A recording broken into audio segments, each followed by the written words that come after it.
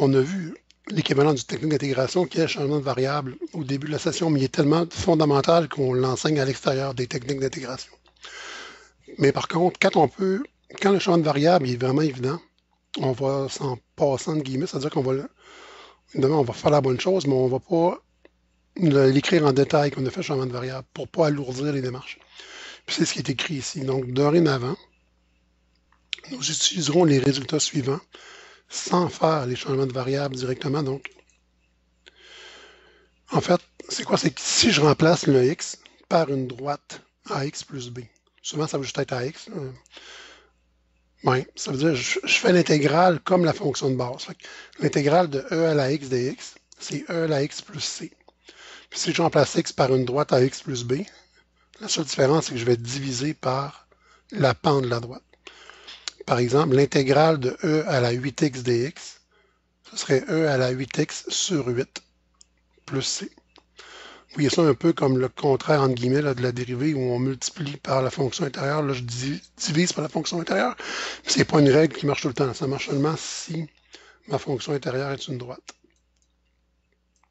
C'est vrai pour n'importe quelle fonction. Donc, l'intégrale de cos d'une droite, c'est sin de la droite sur la pente de la droite. Par exemple, l'intégrale de 5x moins 2, l'intégrale de cos de 5x moins 2 dx, ce serait sin de 5x moins 2 sur 5 plus c. Ça marcherait pour l'intégrale de sin, pour l'intégrale d'une racine, pour l'intégrale de tan, de sec, peu importe. Puis ici, ben, l'intégrale de 1 sur x, c'est ln de valeur absolue de x. L'intégrale de 1 sur ax plus b, c'est ln de valeur absolue de ax plus b, divisé par a, ou multiplié par 1 sur a, qui est la même chose. Plus, évidemment, ma constante d'intégration, là, etc., veut dire c'est vrai pour n'importe quelle fonction. Moi, je ne peux pas écrire la liste exhaustive de toutes les fonctions, mais si vous avez une fonction puis le x a été remplacé par une droite, vous pouvez intégrer comme si c'était la fonction de base, mais en divisant par la droite. Je reviens encore, parce que c'est surtout en lui ici qu'on va utiliser, ces deux-là qu'on va utiliser au sin. Mais par exemple, si j'ai l'intégrale de e à la 11x dx, ça va être e à la 11x sur 11 plus c. Pourquoi ça fonctionne de même? Ben, c'est que si je faisais un vrai changement de variable, là, si je prenais le temps de le faire, je posais u égale à x plus b, mais du, ce serait a dx. Donc, dx, ce serait du sur a. La seule différence, vraiment, c'est qu'on aurait un divisé par a qui apparaîtrait. On peut le faire directement. Donc, maintenant que ceci est dit, on va se lancer dans la première des 3 techniques d'intégration qu'on va voir dans les 3 semaines qui viennent. Donc, l'intégration par partie. Quand est-ce que je vais avoir peut-être une idée d'utiliser l'intégration par partie? Ben, on dit que c'est à utiliser si l'intégrande, c'est la fonction dans l'intégrale, est constituée d'un produit de 2 fonctions.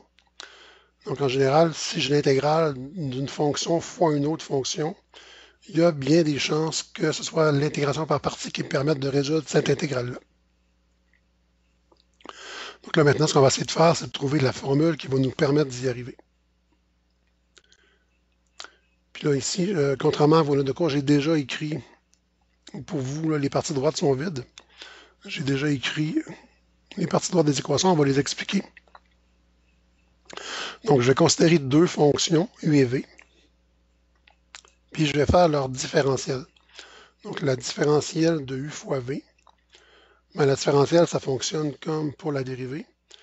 Fait que si la dérivée d'un produit, c'est premier fois dérivée du deuxième plus deuxième fois dérivée du premier, la différentielle d'un produit, c'est premier fois la différentielle du deuxième plus deuxième fois la différentielle du premier. Donc, j'ai premier u fois la dérivée du deuxième, la différentielle du deuxième dv, plus le deuxième v, fois la différentielle du premier du. Puis ici, je vais intégrer à gauche. Donc, je vais faire l'intégrale de la différentielle de uv. Mais si j'intègre à gauche, il faut que j'intègre à droite. Donc, je vais faire l'intégrale de u dv plus v du. Puis là, il y en a peut-être qui vont être choqués de voir que je mets 2 différentiels dans une même intégrale. N'oubliez pas que ce qu'il y a dans mon intégrale ici, c'est juste une autre façon d'écrire une différentielle de uv. Fait que dans le fond, j'intègre seulement une différentielle. C'est juste que je l'ai écrite différemment. Si vous vous rappelez, on fait souvent un abus de langage, on dit que l'intégrale, c'est comme l'opération inverse de la dérivée, mais en fait, l'intégrale, c'est l'opération inverse de la différentielle. Donc, l'intégration est l'inverse de la différenciation. Fait que leur effet s'annule. L'intégrale de la différentielle de UV, l'intégrale de la différentielle s'annule, il reste UV. Puis ici, à droite, l'intégrale d'une somme, c'est la somme des intégrales. Donc, je vais avoir l'intégrale de U dV plus l'intégrale de V du. Puis, ce que je vais vouloir faire, c'est isoler l'intégrale de U dV. Donc, l'intégrale de U dV va être UV moins l'intégrale de V du. Donc, l'intégrale de U dV égale UV moins l'intégrale de V du. Et c'est ça la formule de l'intégration par partie. Puis en fait, ce qu'on va se dire, c'est que si j'ai deux fonctions qui multiplient dans mon intégrale, n'oubliez pas qu'on a toujours la différentielle au bout. Mais il y en a une que je vais appeler U, puis l'autre, je vais lui adjoindre la différentielle, puis je vais l'appeler dV. N'oubliez pas, là, comme la différentielle de sin de x, c'est cos de x dx. Ça fait qu'il y a une fonction fois un élément différentiel. Donc c'est ça qui correspondrait à mon dV ici. Fait qu'il va falloir que j'identifie dans l'intégrale qu'on me demande de faire qu'est-ce qui est U, qu'est-ce qui est dV.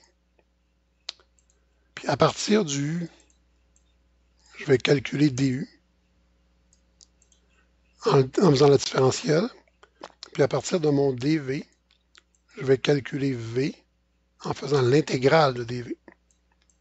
Ça, on va le voir dans les exemples qui viennent. Ça va devenir plus clair à ce moment-là. Donc, c'est ce qui est dit ici. Nous devrons déterminer quelle partie de l'intégrande correspond à U et laquelle correspond à dV. Puis, il y a un petit moyen. Donc, en fait, l'idée générale qui nous permet de choisir le U, c'est que je regarde les deux fonctions que j'ai, puis je me dis laquelle va le plus se simplifier quand je vais la dériver. Puis, en général, c'est celle-là que je vais identifier pour être le U.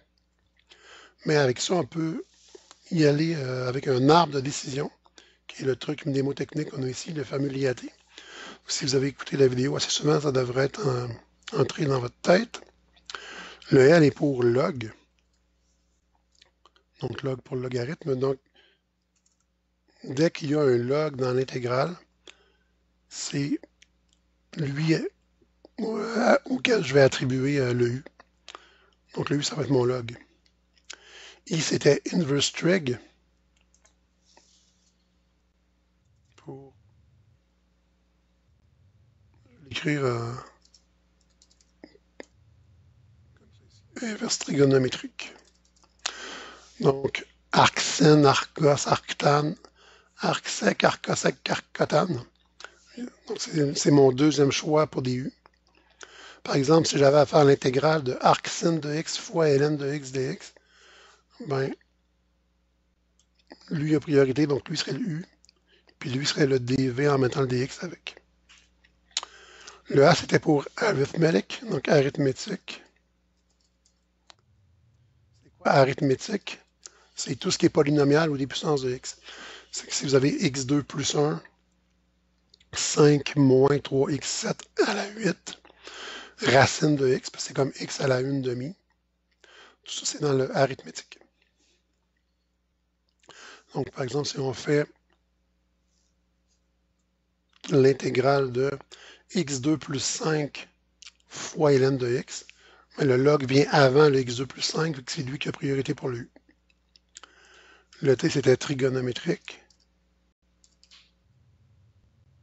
Sin, cos, tan, sec, cosec, cotan. Puis le E exponentiel. E à la x, E à la 5x, 2 à la 3x. Tout ce qui est exponentiel.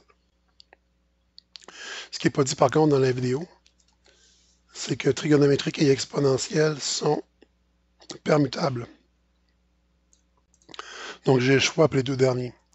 C'est-à-dire que si dans l'intégrale, il y a à la fois une fonction trigonométrique et à la fois une fonction exponentielle, j'ai le choix d'attribuer le U à la fonction que je veux.